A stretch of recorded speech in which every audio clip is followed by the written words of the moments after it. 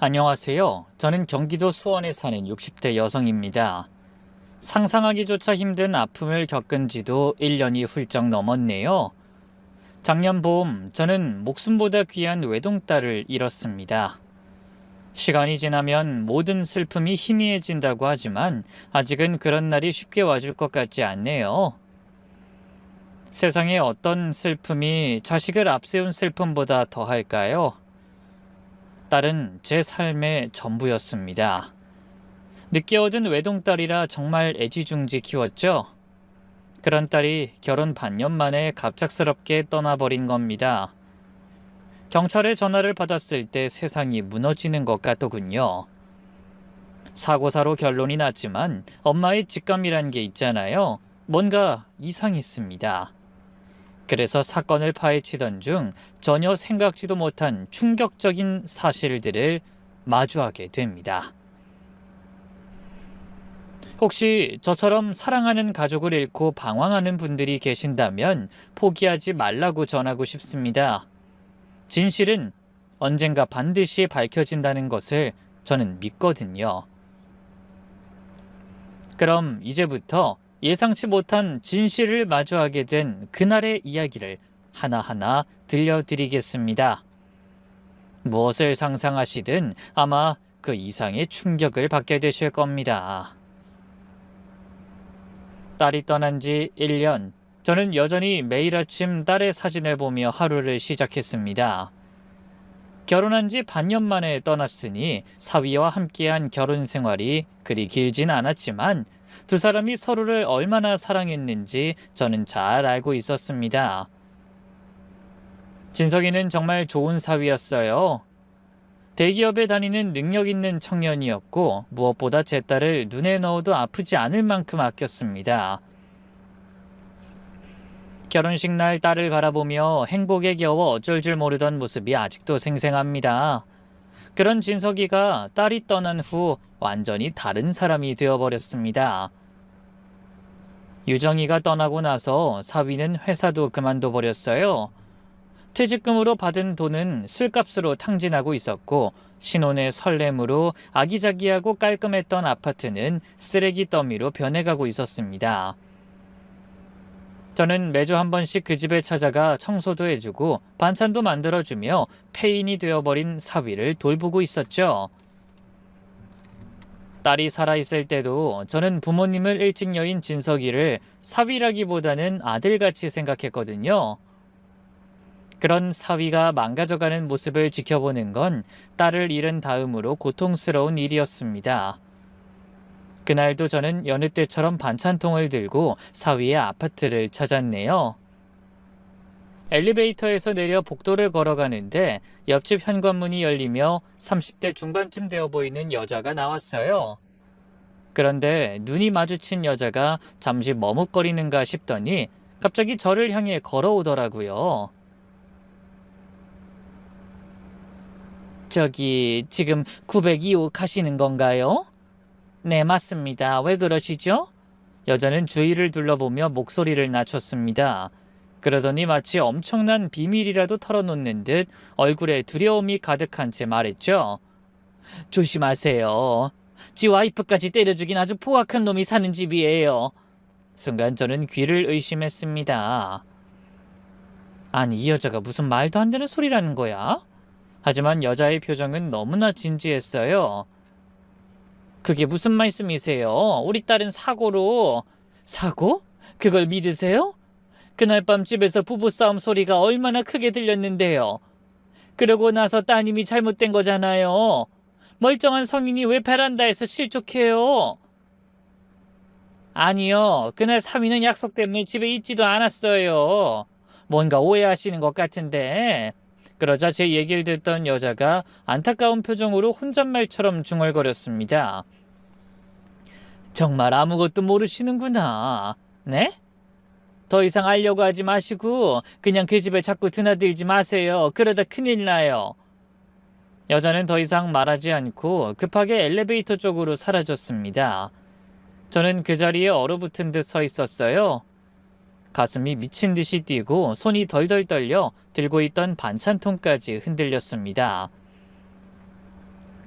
딸네 집 앞에 서서 한참을 망설였네요. 초인종을 누르려는 손이 너무 떨렸습니다. 겨우 정신을 차리고 문을 두드렸지만 대답이 없더군요. 할 수 없이 비밀번호를 눌러 안으로 들어갔습니다. 역시나 진석인 거실 소파에 술에 취한 채 쓰러져 있었어요. 텔레비전은 켜진 채 무음으로 설정되어 있었고 바닥엔 소주병들이 나뒹굴고 있었죠. 테이블 위에는 먹다 남은 컵라면이 굳어 있었고 재떨이에는 담배꽁초가 수북히 쌓여 있었어요. 저는 사위를 깨우지 않고 조용히 부엌으로 가 반찬을 냉장고에 넣었습니다. 그리고 거실을 둘러봤어요. 딸과 함께 찍은 사진들이 액자에 담겨 여기저기 놓여 있었죠. 행복하게 웃고 있는 두 사람의 모습이 너무나 아프게 다가오더군요. 문득 유정이의 방이 보고 싶어졌습니다. 딸이 쓰던 방은 그대로 두고 있었어요. 도저히 치울 수가 없다고 눈물 흘리는 사위를 설득할 수가 없더라고요. 조심스럽게 방문을 열고 들어갔어요. 방 안에는 여전히 유정이의 흔적이 가득했죠. 화장대와 옷장, 책상도 그대로였네요. 조용히 딸이 쓰던 옷장을 열어봤어요. 근데 뭔가 이상한 게 보였습니다.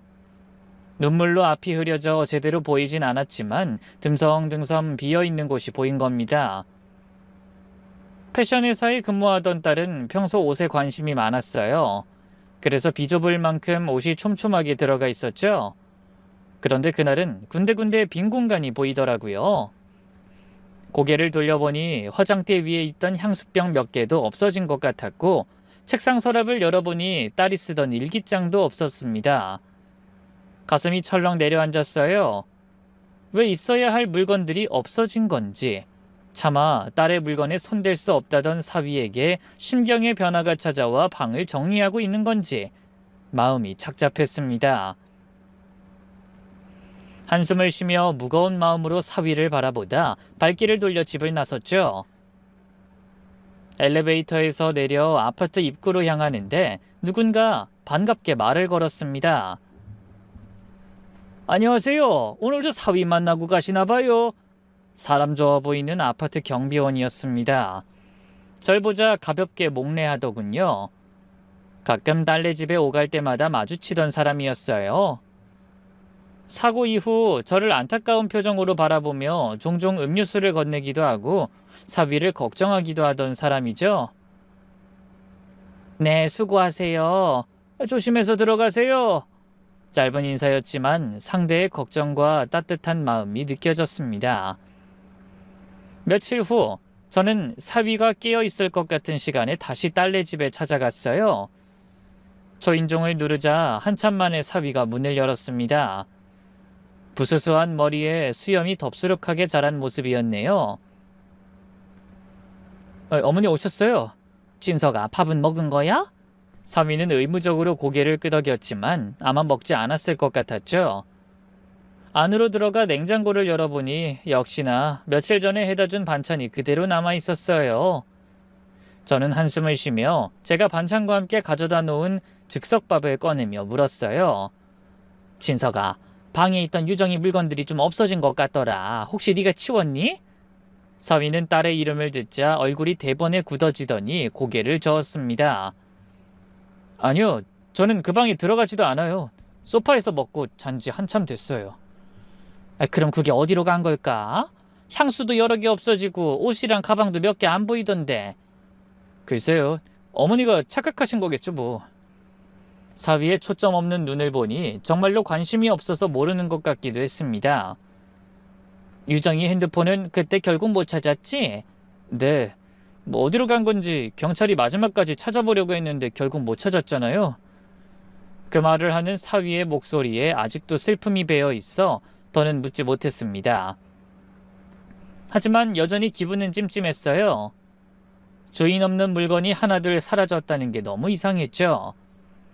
그리고 처음부터 찾을 수 없었던 핸드폰도 여전히 의문으로 남아 있었어요. 딸이 베란다에서 사고를 당했을 때 주머니에 있었다면 함께 떨어졌을 텐데 아파트 화단이며 주차장까지 다 뒤져도 없었다는 게 이해되지 않았습니다.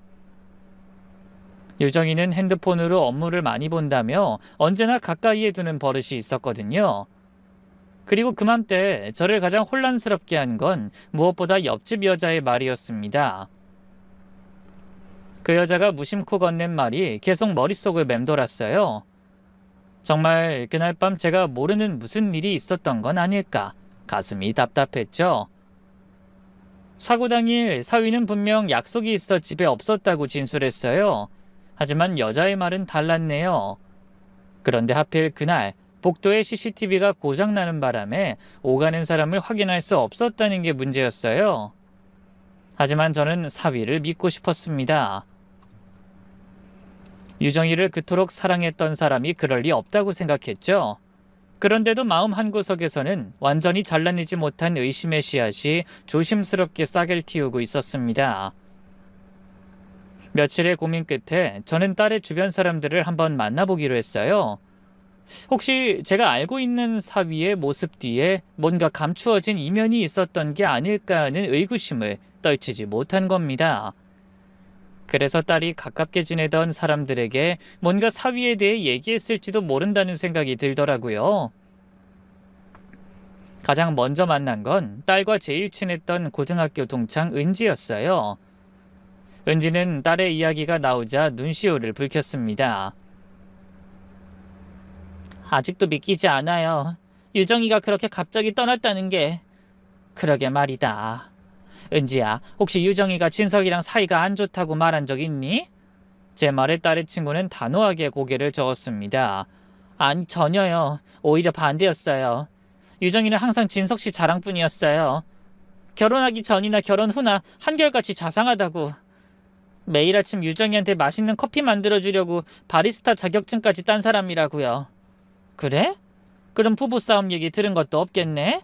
네, 1년 넘게 사귀는 동안에도 싸웠다는 말 들은 적 없어요. 유정이가 말하기로는 진석씨가 한 번도 화를 낸 적이 없다고 하던데요. 오히려 유정이가 일 때문에 예민할 때도 다 받아준다고. 저희가 보기에도 그랬고요. 근데 어머님 왜 그런 걸 물어보세요? 아니야, 그냥 궁금해서. 딸의 친구 말을 들으니 더욱 혼란스러웠습니다. 옆집 여자에게 들은 것과는 완전히 다른 말이었으니까요. 과연 누구의 말이 맞는 걸까? 오히려 답답함만 커지더군요. 그래서 결국 저는 결심했습니다. 딸의 죽음에 대해 다시 한번 알아봐야겠다고요. 비록 경찰은 단순 사고사로 결론 내렸지만 엄마의 직감으로는 뭔가 숨겨진 진실이 있는 것 같았습니다. 그리고 그 진실을 찾기 위해서는 먼저 딸의 사라진 물건들을 찾아야 할 것 같았어요. 특히 사라진 핸드폰. 그 핸드폰에는 분명 무언가 단서가 있을 거라는 생각이 들었습니다. 하지만 어디서부터 시작해야 할지 막막했어요. 1년이나 지난 일을 다시 파헤친다는 게 쉬운 일은 아니었으니까요. 그래도 포기할 수 없었습니다. 꽃다운 나이에 떠난 딸을 위해서라도 진실을 밝혀내야 했죠. 그날 밤 저는 딸의 사진을 보며 다짐했어요. 유정아, 엄마가 꼭 진실을 밝혀낼게. 네가 왜 그렇게 갑작스럽게 떠나야 했는지 엄마가 꼭 알아낼 거야. 그렇지만 현실적으로 제가 할 수 있는 일이라고는 딸 주위에 있던 사람들의 말을 들어보는 것뿐이었어요. 그래서 이번엔 딸의 대학 친구와 회사 동료도 만나보기로 했습니다. 여러 명을 만나다 보면 혹시 제가 모르는 이야기를 듣게 될지도 모른다고 생각했죠. 그래서 딸의 결혼식에서 부케를 받았던 혜진이라는 대학 친구를 만났습니다. 어머님, 그동안 얼마나 힘드셨어요. 연락도 못 드려서 죄송해요. 괜찮아. 너도 결혼했다는 말 들었다. 바쁘고 정신없을 텐데 나와줘서 고마워.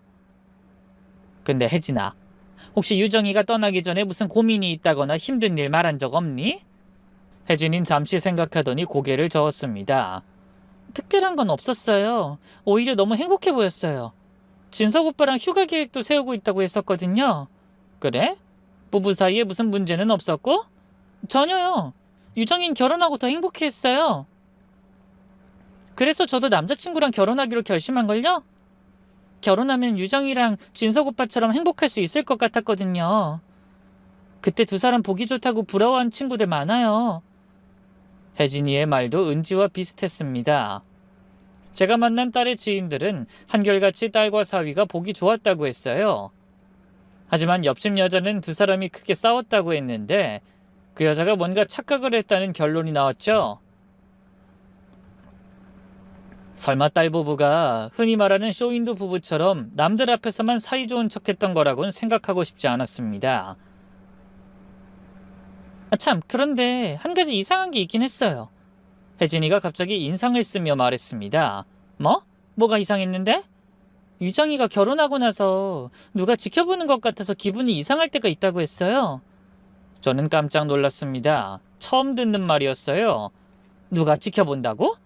구체적으로 뭐라고 했는데? 자세히는 말 안 했어요. 그냥 기분 나쁘다고만. 전 그때 유정이가 스트레스를 많이 받아서 예민해진 거라고 생각했어요. 회사 일이 엄청나게 바쁘다고 했거든요. 혜진이와 헤어지고 나서 깊은 생각에 빠졌습니다. 그동안 몰랐던 사실을 한 가지 알게 됐지만 그게 딸의 사고와 무슨 관련이 있는지 확신이 서지 않았죠. 그 이후로 밤잠을 설치던 저는 며칠 후 다시 딸이 살던 아파트로 향했습니다. 사위는 여전히 폐인처럼 지내고 있었어요. 저는 속상한 마음에 널브러진 옷가지를 정리하며 잔소리했네요. 진서가, 나도 나지만 너 언제까지 이렇게 살 거니? 이제 그만 너도 직장 다시 알아봐야지. 제 말에 사위가 고개를 푹 숙이며 말했어요. 저도 아는데 쉽지가 않아요. 아직 어딜 가나 유정이랑 같이 했던 일들이 떠올라서 제정신으로 뭘 할 수가 없어요. 그런 사위를 보니 가슴이 찢어지는 것 같았습니다. 저렇게 딸을 잊지 못해 고통스러워하는 사위가 요란하게 부부싸움을 하고 딸에게 손까지 댔다니 믿어지지 않았죠. 그래서 사위에게 옆집 여자에 대해 물었습니다. 진서가, 너 옆집에 사는 여자 알아? 사위는 잠시 멍하니 저를 바라보더니 고개를 끄덕였습니다. 내 얼굴은 알죠. 가끔 복도에서 마주치면 인사도 하고요. 그게 다야? 평소에 친분이 있거나 그러진 않았어? 언제부터 거기 살았는데? 글쎄요. 저희가 이사 온 지 얼마 안 돼서 이사 왔던 것 같은데. 엘리베이터나 복도에서 몇 번 마주친 거 말고는 뭐 기억나는 게 없어요. 왜 그러세요, 어머니? 저는 옆집 여자가 한 말을 사위에게 전하지 않았습니다. 같은 아파트 주민에게 괜한 오해를 받고 있다고 생각하면 사위가 더 힘들어질 것 같았거든요. 아니야, 그냥 궁금해서. 그렇게 대수롭지 않게 대화를 끝내고 사위를 챙겨준 뒤 집을 나섰습니다. 그런데 바로 그날 저는 미심쩍은 장면 하나를 목격하게 됩니다. 엘리베이터에서 내려 주차장으로 향하다 경비원과 옆집 여자가 비밀스럽게 얘기하는 모습을 보게 된 거예요. 처음에는 그럴 생각이 아니었는데 두 사람의 표정이 너무 심각해 보여 방해하지 않으려고 숨을 죽이게 됐죠. 그러다 보니 의도치 않게 기둥 뒤에 숨어 엿듣는 꼴이 되고 말았어요. 둘은 대화에 집중하느라 제가 있는 건 꿈에도 모르는 것 같더군요. 그 할망구 언제까지 여기 드나들까요? 자꾸 눈에 보이니까 신경 쓰여 죽겠어요. 옆집 여자의 목소리였습니다. 할망구라는 말에 움찔했어요. 혹시 저를 향한 말이 아닐까 싶어 뜨끔했죠. 걱정하지 말아요. 그 여자는 아무것도 몰라요. 문제될 거 없어요. 경비원의 대답이었습니다. 하지만 계속 이러다간 뭐라도 알아내지 않을까요? 내가 알아서 할 테니까 신경 쓰지 말아요. 어차피 경찰도 사고사로 결론 냈잖아요. 사고사. 그 단어를 듣자 가슴이 철렁 내려앉았어요. 두 사람의 표정이 굳어있는 게 멀리서도 보였습니다. 무언가를 숨기고 있는 게 확실했죠. 그리고 그게 제 딸과 관련이 있는 것 같다는 생각을 지울 수가 없었습니다. 그런 생각이 들자 다리가 떨리고 숨이 가빠왔어요. 그래서 운전석에 앉아서도 움직이지 못하고 한참 동안 눈을 감고 마음을 가라앉혀야 했습니다. 운전하는 내내 머릿속도 복잡했죠. 경비원과 옆집 여자가 무슨 사이일까? 내 얘기를 하는 게 틀림없는데 내가 드나드는 게 왜 신경 쓰인다는 거지? 그날 밤 저는 잠을 이룰 수 없었습니다. 딸의 사고에 대한 의문이 점점 더 커져만 갔어요. 단순한 사고가 아니었을지도 모른다는 생각에 온몸이 떨렸습니다. 다음 날 저는 고민 끝에 아파트 관리사무소로 찾아갔어요.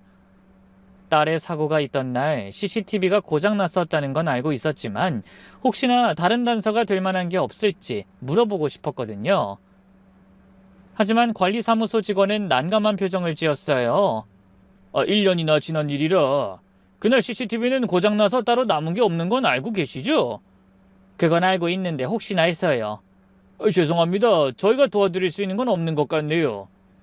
역시 1년이나 지난 일을 조사한다는 게 얼마나 막막한 일인지 실감했습니다. 그래서 한숨만 쉬던 어느 날 또다시 이상한 일을 겪게 됐어요. 딸네 집 근처 마트에 다녀오다 딸의 생전 모습을 본 것 같은 착각이 들 정도로 비슷한 사람을 보게 된 겁니다. 뒷모습이었지만 머리 스타일이며 옷차림이 딸과 너무 비슷했어요. 저는 설마 하는 마음으로 그 여자를 유심히 지켜보며 따라갔습니다. 옷뿐 아니라 들고 있는 가방도 딸이 아끼던 것과 같은 가방이었어요. 우연이라고 하기에는 너무나 비슷했습니다. 놀라서 여자의 곁으로 다가가다 그만 입을 틀어 막았네요. 아무리 봐도 제 딸이었어요. 유정이가 즐겨 입던 베이지색 트렌치 코트에 유정이가 항상 들고 다니던 갈색 가죽 가방, 그리고 늘 고수하던 단발 머리까지. 저는 홀린 듯이 그 여자를 따라갔습니다. 심장이 미친 듯이 뛰었어요. 딸의 이름을 부르고 싶었지만 이성적으로는 제 딸이 아니라는 것을 알고 있었죠. 하지만 너무나 닮은 모습에 저도 모르게 발걸음이 빨라졌습니다. 여자는 횡단보도를 건너 맞은편으로 갔어요. 저도 서둘러 그 뒤를 따라갔네요. 빗방울이 떨어지기 시작했지만 우산도 펴지 않은 채 그 여자만 쫓았습니다. 그런데 여자가 곧 제가 너무나 잘 아는 길로 들었었어요. 사위가 사는 아파트로 가는 길이었죠. 저는 두근거리는 심장을 부여잡고 계속 따라갔습니다. 그랬더니 여자가 딸네 집과 같은 동으로 들어가 곧장 엘리베이터를 타더라고요. 저는 숨을 헐떡이며 여자가 몇 층으로 가는지 눈으로 확인했어요. 그런데 엘리베이터가 다른 층이 아닌 딸네 집과 같은 9층에 서는 걸 보고 기절할 뻔했습니다. 이럴 수가. 혹시 정말 우리 유정이가 살아 돌아와서 집으로 들어간 걸까? 저는 깜짝 놀라서 얼른 엘리베이터에 올라타고 발을 동동 굴렀습니다. 당연히 그럴 리가 없었지만 딸과 너무 닮은 사람이 하필 딸이 사는 아파트 같은 층으로 향하는 걸 보니 정신을 차릴 수가 없더라고요. 한없이 더디게 느껴지는 시간을 지나 엘리베이터에서 내린 저는 허둥지둥 딸네 집 문을 열고 들어가 사방을 두리번거렸어요. 하지만 사위는 늘 그랬던 것처럼 술에 취해 잠들어 있었고 집안은 쥐죽은 듯이 고요했습니다. 저는 미친 사람처럼 방문을 열어 제끼며 딸의 이름을 불렀죠. 유정아! 유정아! 그러자 제 소리에 놀란 사위가 벌떡 일어나 물었습니다. 어머니 왜 그러세요? 무슨 일 있어요? 아니 우리 유정이가. 어머님.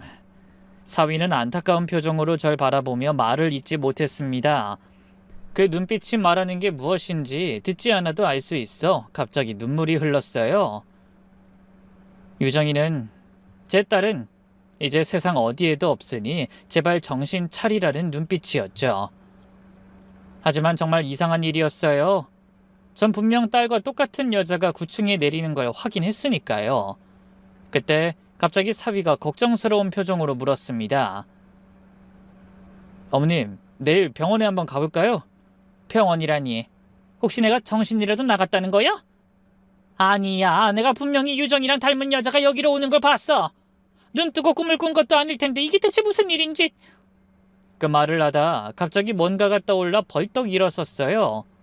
사위는 영문을 모르겠다는 표정으로 절 바라봤지만 전 아무 말 없이 집을 나섰죠. 그러고는 관리사무소로 향했습니다. 그리고 조금 전 9층 CCTV를 보여달라고 했어요. 직원들은 어리둥절한 표정이었지만 저는 진지했습니다. 그래서 잠시 고민하던 직원들이 기계를 조작해 딸네 집 복도에 설치된 CCTV를 보여주더군요. 그런데 기겁할 일이 일어났어요. 딸이 살아있는 걸로 오해할 만큼 닮은 여자가 9층에 내려 옆집으로 들어가는 겁니다. 저는 놀라서 입을 다물지 못했어요. 다른 사람도 아닌 옆집 여자가 딸과 똑같은 옷을 입고 가방을 들고 똑같은 머리 스타일을 하고 있었던 거예요. 단순히 우연이라고 할 정도가 아니었어요. 너무나 의도적으로 유정일 따라한 거라고밖엔 생각할 수 없는 수준이었거든요. 전 다리에 힘이 풀려 자리에 주저앉을 뻔했습니다. 대체 왜 그 여자가 제 딸을 흉내내고 있는 건지 이해가 되지 않았어요. 가뜩이나 비를 맞아 떨리는 몸이 충격으로 더욱 떨려왔습니다. 그런 저를 본 관리사무소 직원들이 따뜻한 차를 한 잔 권했지만 저는 물 한 모금 넘길 수 없을 만큼 놀란 상태였죠.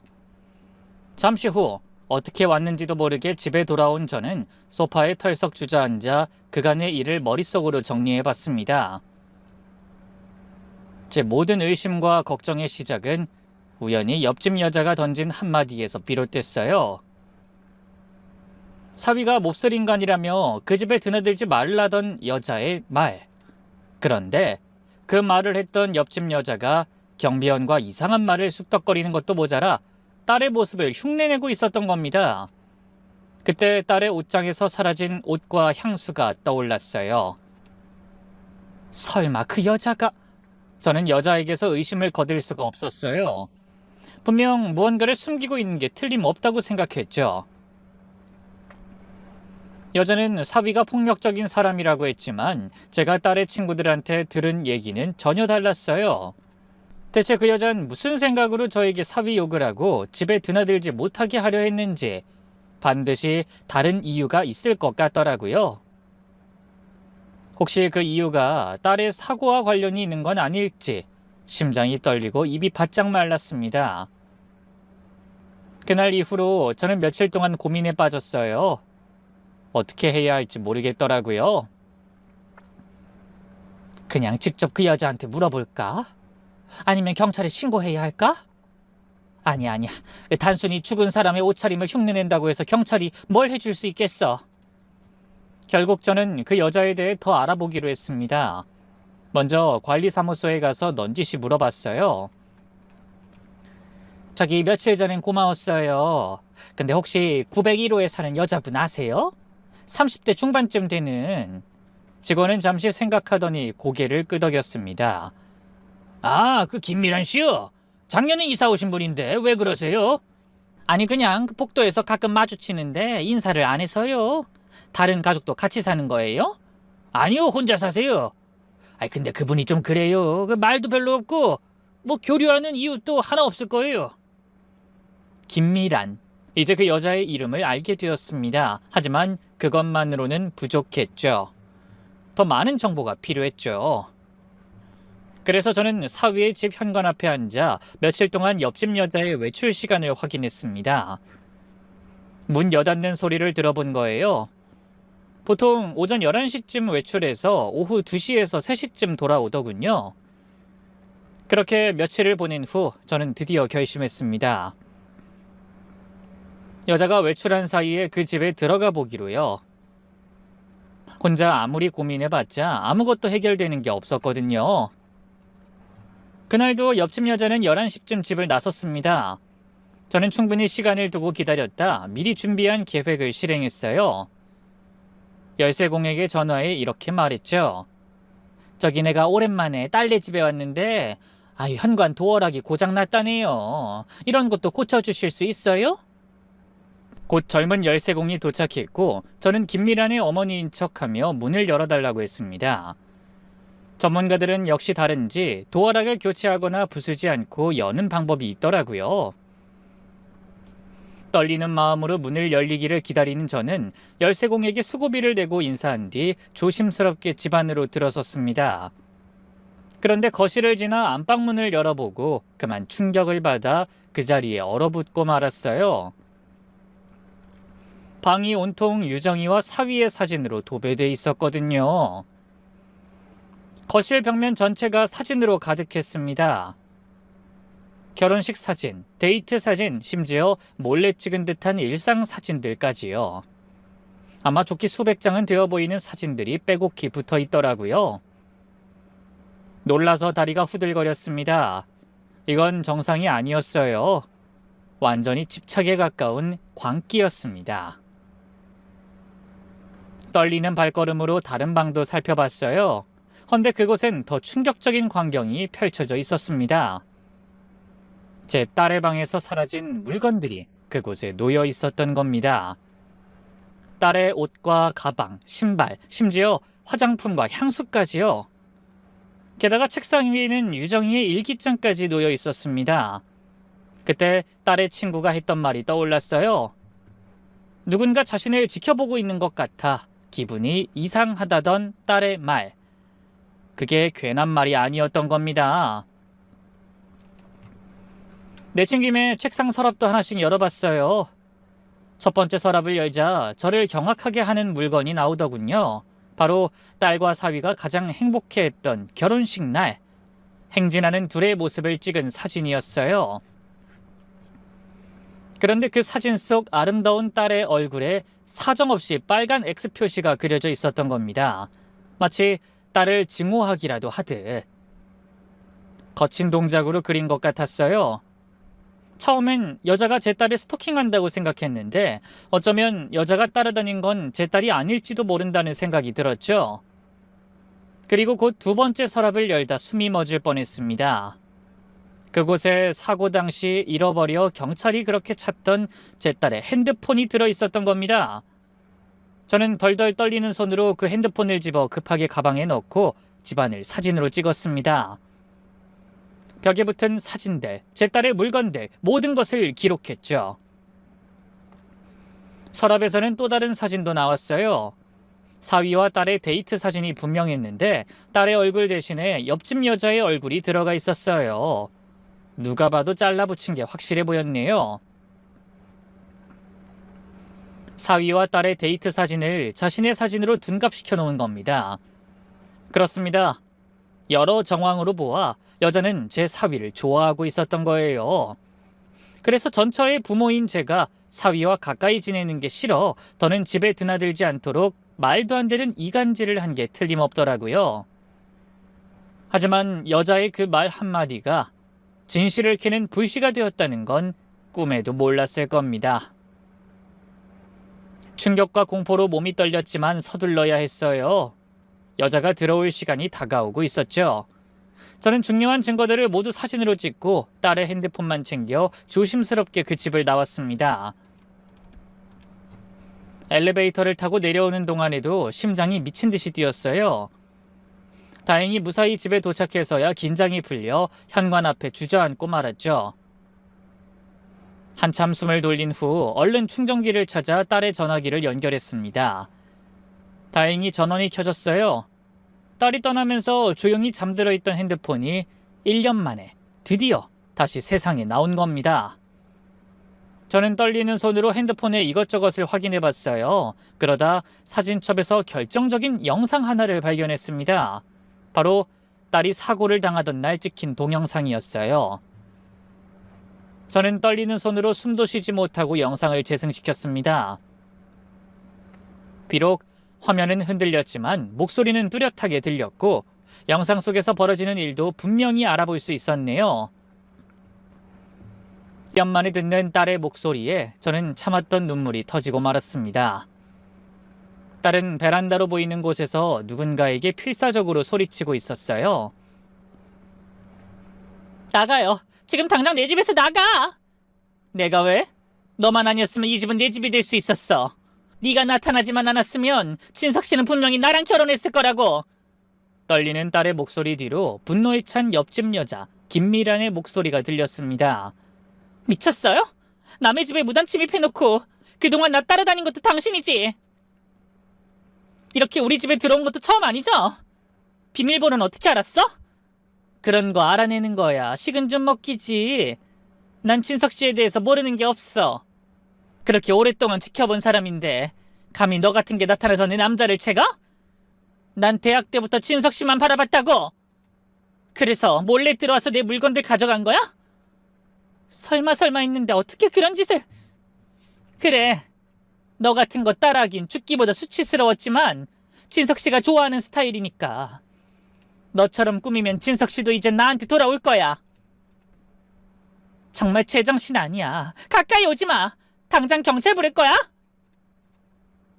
딸이 핸드폰을 들어올리자 옆집 여자가 갑자기 달려들었고 두 사람이 몸싸움을 벌이는 게 보이더군요. 그리고 김미란이 딸을 향해 손을 뻗었습니다. 그 우악스러운 힘에 제 딸이 맥없이 뒤로 밀려나더니 비명이 들리며 영상이 끝나고 말았어요. 저는 충격으로 온몸이 떨리고 정신이 아득해왔습니다. 드디어 딸의 사고에 관련된 진실을 알게 됐지만 그 원통함에 피눈물을 흘리지 않을 수 없었네요. 딸은 사고가 아니라 사위에게 마음을 품은 미치광이의 집착으로 세상을 떠난 겁니다. 이렇게 명백한 사실이 왜 경찰 조사에서는 밝혀지지 않은 건지 이해할 수 없었죠. 그때 문득 며칠 전 경비원과 옆집 여자가 주차장에서 대화하던 장면이 떠올랐습니다. 그 경비원은 분명 뭔가를 알고 있을 거라는 생각이 들었어요. 두 사람이 모종의 은밀한 비밀을 공유하고 있는 게 틀림없었습니다. 늘 저를 걱정스러운 눈빛으로 바라보고 먼저 인사를 건네던 경비원이 사실은 저의 속내를 떠보려고 했다는 걸 알았네요. 저는 눈물을 흘리며 딸의 사진을 바라봤어요. 유정아, 이제야 진실을 찾았어. 엄마가 꼭 그 여자 법의 심판을 받게 할게. 이제라도 내 손으로 우리 딸의 억울함 풀어줄 거야. 다음 날 아침, 저는 딸의 핸드폰과 옆집에서 찍은 사진들을 가지고 경찰서로 향했습니다. 1년 전에 종결된 사건을 다시 수사해달라고 하는 것이 쉽지 않을 거라는 건 알고 있었어요. 하지만 이젠 확실한 증거가 있으니 가능할 거라고 생각했죠. 경찰서에 도착해서 담당 형사를 만났습니다. 처음에는 시큰둥한 반응이었어요. 어르신, 물론 힘든 마음 다 이해합니다. 이런 일을 겪으신 유가족 중에 재수사 요청 안 하시는 분들이 거의 없을 정도예요. 그렇다고 저희가 다 끝난 사건에 다시 매달릴 여유는 없습니다. 인원도 부족하고 시간도 없거든요. 정말 죄송합니다. 하지만 제가 경찰도 찾지 못한 딸의 핸드폰을 꺼내자 형사의 표정이 달라졌습니다. 정말 이게 따님 핸드폰이라고요? 저희가 그때 이거 찾으려고 화단이랑 집안을 샅샅이 찾아봤는데 이상하네. 그동안 어디에 있었던 겁니까? 옆집 여자 집에서 찾았어요. 네? 옆집이라뇨? 아니 그게 왜... 저는 놀라서 어리둥절해하는 형사에게 그간의 일을 털어놨어요. 그러자 형사가 놀라움으로 잠시 말을 잇지 못하더군요. 그러다 간신히 정신을 차리고 물었죠. 그러니까 옆집 여자가 의심스러워서 그 집에 몰래 들어가셨다는 말씀이세요? 어르신, 그거 명백한 무단 침입입니다. 처벌받으실 수 있어요. 상관없어요. 우리 딸이 왜 그렇게 됐는지 알 수만 있다면 저는 여생을 감옥에서 보내도 상관없습니다. 저의 결연한 한마디에 갑자기 형사가 엄숙한 표정을 짓더니 이렇게 말했어요. 알겠습니다. 그 증거물 제출하시고 이제부터는 저희한테 맡기세요. 알았어요. 가보면 알겠지만 그 집에 우리 유정이 물건이 다 있었어요. 그리고 핸드폰 제출하기 전에 여기 이 영상 봐주세요. 저는 떨리는 손으로 그날 밤의 영상을 재생했습니다. 영상을 확인한 형사는 놀라움으로 눈을 크게 뜨더니 자리에서 벌떡 일어섰어요. 어르신, 이건 정말 중요한 증거네요. 잠시만 기다려주세요. 팀장님 모셔오겠습니다. 그리고 곧 여러 명의 형사가 모여 영상을 반복해서 확인했습니다. 그리고 옆집에서 찍은 사진도 하나하나 검토했죠. 이 여자가 옆집에 산다고요? 김미란이라고 했나요? 네, 맞아요. 제 딸과 사위를 오래전부터 스토킹했던 것 같아요. 딸이 그 고민을 친구에게도 털어놓은 적이 있어요. 형사들은 망설임 없이 움직였습니다. 김미란을 체포하기 위해 팀을 꾸렸고 저도 그곳에 함께 가겠다고 했어요. 아파트에 도착한 경찰은 옆집 초인종을 눌렀습니다. 한참 뒤에 문이 열렸고 경찰을 발견한 여자가 당황한 표정을 짓더군요. 김미란 씨, 당신을 박유정 씨를 해친 혐의로 체포합니다. 갑자기 날벼락을 맞은 여자는 눈을 크게 뜨고 소리쳤어요. 뭐라고요? 해치다니? 내가 누굴? 그게 무슨 말도 안 되는 소리야. 증거 있어? 여자는 극구 부인했지만 경찰은 이미 집안에 들어가 수색을 시작했어요. 저는 열린 문 밖에서 이 모든 상황을 다 지켜보고 있었죠. 이게 다 뭡니까? 벽에 붙은 사진들이며 이 물건들은요? 그건 다 제 거예요. 하지만 증거가 너무나 확실했어요. 딸의 물건과 두 사람을 따라다니며 몰래 찍은 수백 장의 사진들, 그리고 딸을 저주한 흔적들, 결국 여자는 경찰에 연행되었습니다. 그런데 그때였어요. 아파트 1층에서 경찰에 붙잡혀가는 여자를 본 경비원의 얼굴이 하얗게 질리는 걸 전 놓치지 않았습니다. 남자가 사색이 된 얼굴로 손을 벌벌 떨더니 급하게 경비실로 들어가 버리더군요. 저는 직감적으로 경비원이 그 사건과 무관하지 않다는 것을 또 한 번 느꼈어요. 그래서 곁에 있던 형사에게 말했습니다. 저 경비원도 조사해주세요. 그 여자와 뭔가 관련이 있는 것 같아요. 형사는 고개를 끄덕이고 경비실로 향했습니다. 그래서 덜덜 떨던 경비원도 끌려나와 참고인 자격으로 경찰서에 가게 됐죠. 경찰서에서 옆집 여자에 대한 조사가 시작됐어요. 처음엔 모든 것을 부인하던 여자가 영상 증거를 보여주자 갑자기 태도가 달라졌습니다. 전 그럴 생각 없었어요. 그냥 이야기만 하려고 했는데. 무단 침입부터가 범죄입니다. 그리고 이 영상 보면 분명히 피해자를 밀었잖아요. 형사가 책상을 두드리며 소리쳤어요. 아니에요. 그 여자가 먼저 밀었어요. 전 그냥 정당방위였을 뿐입니다. 여자가 울먹이며 변명했지만 아무도 그 말을 믿지 않았어요. 너무나 확실한 증거들이 차고 넘쳤으니까요. 조사가 진행되면서 충격적인 사실들이 드러났습니다. 여자는 사위와 같은 대학을 나왔더군요. 우연히 학생 식당에서 여자가 잃어버린 지갑을 제 사위가 찾아준 일이 있었나 봐요. 그런 친절함에 반해 여자가 삐뚤어진 혼자만의 사랑에 빠지게 된 겁니다. 그 후 사위의 주위를 맴돌며 스토킹을 해왔더라고요. 사위가 자취하는 방 근처에서 자신도 자취하고 심지어 사위가 군대에 갔을 때 사위의 친한 친구를 가장해 부대로 선물도 보냈더라고요. 그러다 딸과 사위가 결혼하자 그 옆집으로 이사까지 온 겁니다. 하지만 제가 물어봤을 때 사위는 여자의 얼굴도 기억하지 못했어요. 착각을 해도 혼자 단단히 착각하며 살아온 거죠. 정상적인 사람이 아니었습니다. 이게 뭐하는 짓입니까? 남의 신혼집에 몰래 들어가서 물건 훔치고 피해자를 감시하고 급기야는. 전 진석 씨를 사랑했어요. 대학 때 처음 만난 순간부터 한결같이. 근데 갑자기 그 여자가 나타나서. 여자의 일그러진 얼굴에서 광기가 느껴졌습니다. 곁에서 그 모습을 지켜보는 모든 사람이 희번뜩거리는 여자의 눈에 공포심을 느끼는 것 같았어요. 한쪽에서는 경비원에 대한 조사도 한창 진행되었습니다. 처음에는 아무것도 모른다고 발뺌했지만 형사들의 추궁이 계속되자 결국 입을 열더군요. 전 그날 밤 일을 처음으로 목격했어요. 그날 야간 경비를 도는데 어디선가 싸우는 소리가 들리더니 곧이어 쿵 하는 소리가 들렸거든요. 그래서 달려가 보니 이미 사건이 벌어졌더라고요. 그래서요? 근데 왜 신고하지 않았습니까? 형사의 물음에 경비원은 한참을 망설이다가 대답했습니다. 김미란이 저를 봤어요. 위에서 내려다보고 있더라고요. 그러더니 달려와서 자기가 그런 게 아니라고 실수였다고 하더라고요. 그리고 돈을 줬어요. 제 아들이 희귀병에 걸려서 치료비가 많이 필요했거든요. 그때 정말 다급한 상황이라 어쩔 수 없었어요. 그냥 신고만 안 한 게 다가 아니잖아요. 그날 CCTV 망가뜨린 거 관리실에 있던 녹화 영상 지운 거 당신이죠?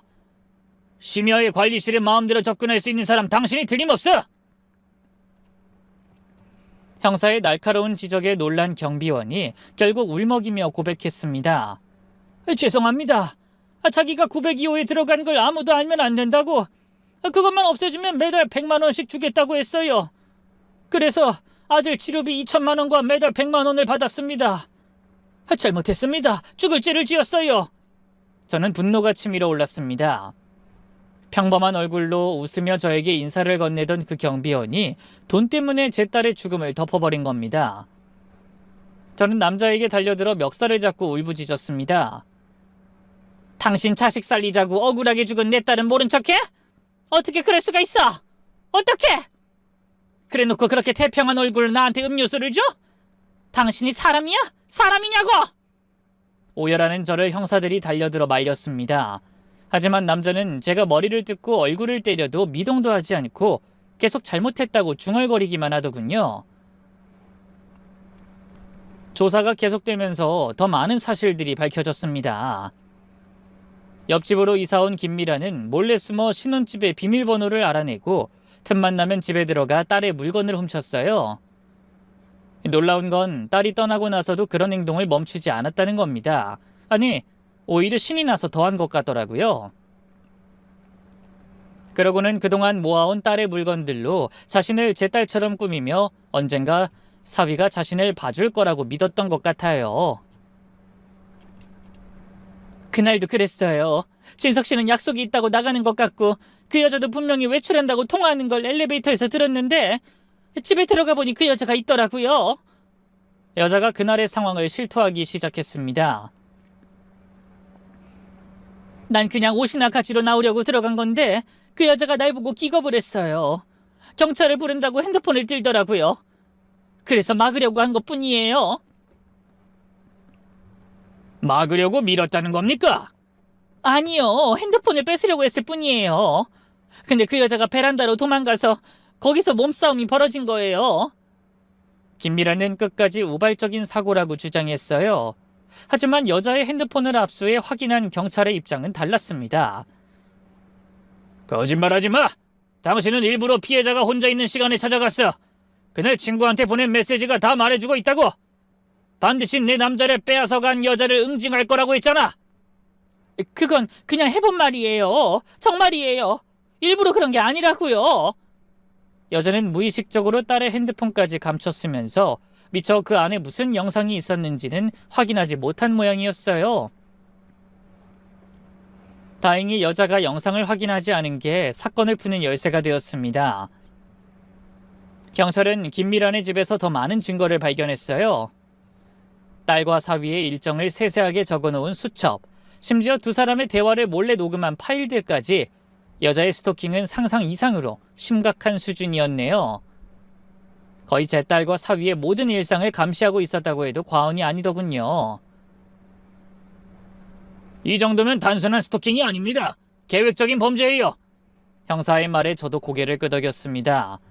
결국 김미라는 살인으로, 경비원은 그 살인 방조와 증거인멸로 입건되었어요. 비록 직접적인 가담은 하지 않았지만 사건을 은폐하고 금품을 받은 것 또한 명백한 범죄니까요. 죄송합니다. 정말 죄송합니다. 경비원은 계속 고개를 숙였지만 전 절대 용서할 수 없었습니다. 조사가 일단락되자 형사가 말했어요. 어르신, 덕분에 묻힐 뻔했던 진실이 밝혀졌습니다. 따님도 하늘에서 기뻐하실 겁니다. 무단으로 김미란 집에 침입한 일은 처벌을 면할 수 있도록 힘써볼 테니 걱정하지 마세요. 이제야 딸의 한을 풀어주게 됐네요. 저는 하염없이 흐르는 눈물을 닦으며 하늘을 바라봤습니다. 1년 동안 감춰졌던 비밀은 만천하에 드러났지만 그 진실은 너무나 잔혹하고 추했어요. 그래서 가능한 이 사실을 사위에게 알리고 싶지 않았습니다. 자신을 따라다니던 여자 때문에 일어난 일을 안다면 감당하기 힘들 것 같았거든요. 하지만 법정에서 사위의 증언이 필요했기에 어쩔 수 없이 진실을 밝혀야 했죠. 사위는 충격으로 몸부림쳤습니다. 그 여자가 정말 저 때문에 유정이한테 그런 짓을 했다는 거예요? 그래, 진서가. 넌 몰랐겠지만 그 여잔 대학 때부터 널 스토킹했어. 그리고 네가 사랑한 유정이를 증오했지. 사위는 무너져 내렸습니다. 자신 때문에 사랑하는 아내가 죽었다는 죄책감에 괴로워했어요. 제가 처신을 잘못해서 유정이를... 어떻게 이런 일이... 전 이제 어떻게 살아요? 아니야, 진서가. 이건 네 잘못 아니야. 그 여자가 제정신이 아니었던 거야. 하지만 사위는 자책을 멈추지 못하더군요. 검찰 조사 과정에서 김미란의 정신 상태에 대한 감정도 이루어졌어요. 결과는 충격적이었습니다. 여자는 편집성 인격장애와 망상장애를 앓고 있었어요. 증인으로 출석한 여자의 설명에 따르면 김미라는 사위와 자신이 서로 사랑하는 사이라고 믿고 있었고 제 딸을 그 사랑을 방해하는 장애물로 여겼다고 하더군요. 이런 경우 현실과 망상을 구분하지 못합니다. 그래서 자신의 행동이 정당하다고 믿죠. 하지만 그런 진단이 죄를 덜어주진 못했습니다. 여자가 저지른 죄는 분명했고 너무나 소중한 한 사람의 목숨을 앗아갔으니까요. 재판이 진행되면서 저는 딸의 억울함을 풀어주기 위해 최선을 다했습니다. 증인으로 출석하고 필요한 자료들을 모두 제출했죠. 물론 상대 측에서는 정신질환을 이유로 선처를 호소했지만 검사는 단호했습니다. 피고인 김미라는 아무 죄 없는 피해자를 장기간 스토킹하고 결국 죽음에 이르게 했습니다. 그리고 그 죄를 은폐하기 위해 공범을 만들고 1년 동안 사실을 숨겼습니다. 이에 검찰은 피고인에게 징역 20년을 구형합니다. 또한 공범에게는 증거 은닉 및 범인 은닉죄로 징역 3년을 구형합니다. 2주 후 판결이 내려졌어요. 결국 검사의 구형대로 형을 확정받게 됐죠.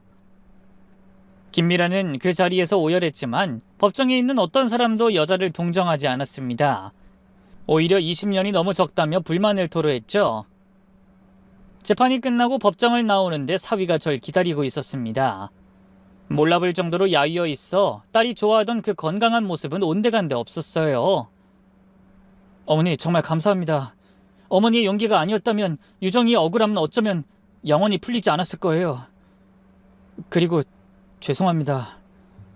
저를 만나지 않았다면 유정이가 그런 끔찍한 일을 당할 일은 없었을 텐데.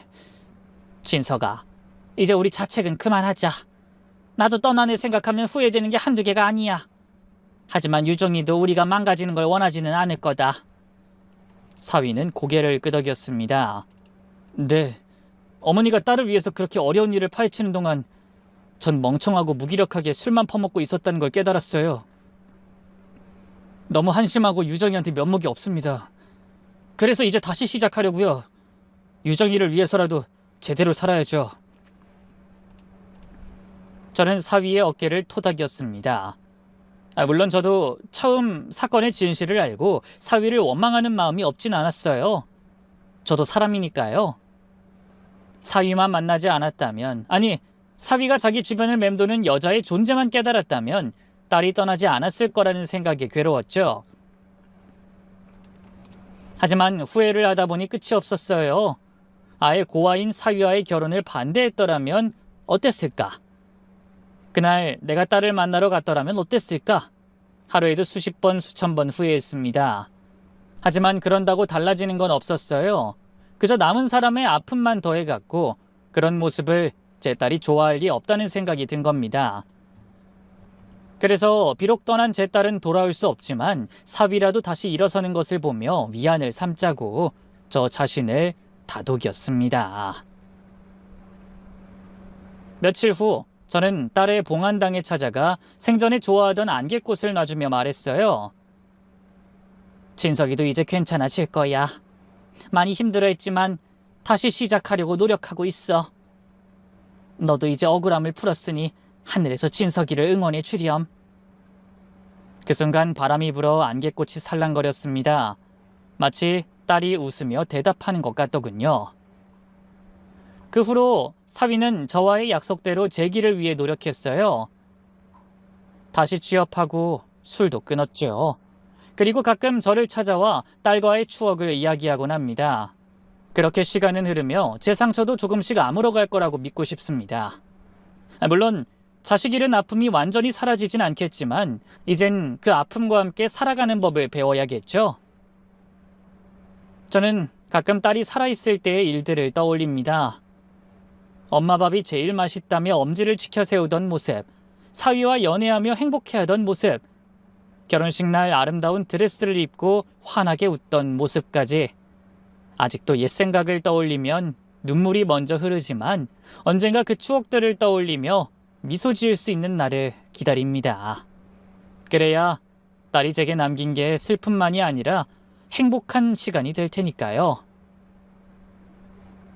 그럼 용기 내어 아픔을 극복하고 새 출발하려는 저와 사위에게 많은 분들의 따뜻한 위로와 조언을 부탁드리며 저는 이만 인사드리겠습니다. 긴 사연에 함께 울고 웃어주신 여러분 정말 감사합니다.